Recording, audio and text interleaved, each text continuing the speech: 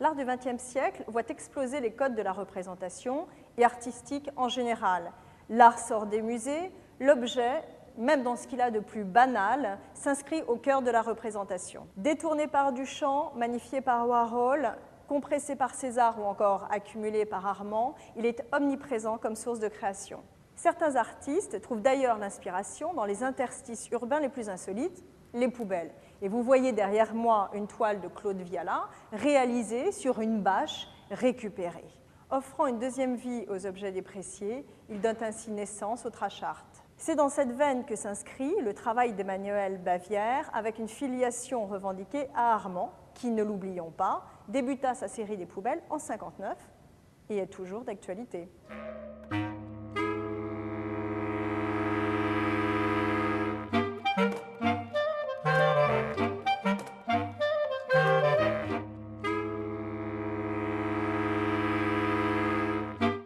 Depuis quelque temps, je me suis vraiment intéressé à ce que j'appelle le trash art, donc trash pour poubelle et puis art bien sûr. Et l'idée derrière, c'est vraiment de prendre des éléments de la vie de tous les jours qu'on retrouve plutôt dans les poubelles, et donc de recycler un peu ces objets et puis de les transformer. Plutôt que de prendre un pinceau et de la couleur, c'est de remplacer le pinceau par un fer à souder, par une perceuse, et puis de remplacer la peinture par n'importe quel objet en plastique, n'importe quel objet qui peut être fondu, qui peut être soudé, et puis de les adjoindre, et puis d'essayer de faire en sorte que ça ressemble à quelque chose. Ça, c'est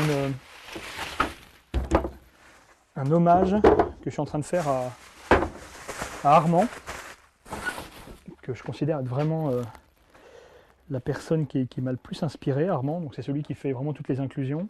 Et donc je me suis amusé à faire des inclusions avec des objets de réseau.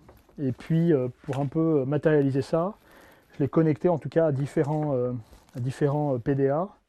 Et puis les faire sous différentes couleurs pour faire aussi un clin d'œil à Warhol. Donc après j'ai appelé ça Warmanol pour contracter Armand et Warhol. Quand on veut devenir artiste, quand on a une sensibilité vis-à-vis des choses ou des personnes qui vous entourent et que vous voulez justement vous mettre en situation d'être artiste, pas la peine d'avoir de la technique, pas la peine d'avoir un local, pas la peine d'avoir de la peinture qui va vous coûter cher. Vous pouvez directement avec des objets de tous les jours essayer de bricoler quelque chose comme le font les enfants avec une boîte, un bout de ficelle, etc. Autant je pense que dans une galerie ça peut être assez désagréable de s'entendre dire ce peintre, n'importe qui peut le faire parce que c'est jamais qu'une croix noire sur un fond blanc. Autant là, à la limite, j'apprécie quand les gens me disent dans les galeries où j'ai exposé ou dans les festivals, dans les foires, c'est d'entendre justement que les gens disent bah, « je peux le faire ». Et à la limite, ça me plaît de me dire que déjà, je n'ai pas le monopole de ce type de sculpture et que les gens sont engagés justement, ils sont motivés par ce que j'ai pu leur montrer, par la sensibilité que j'ai pu leur montrer, d'avoir envie de le faire eux-mêmes.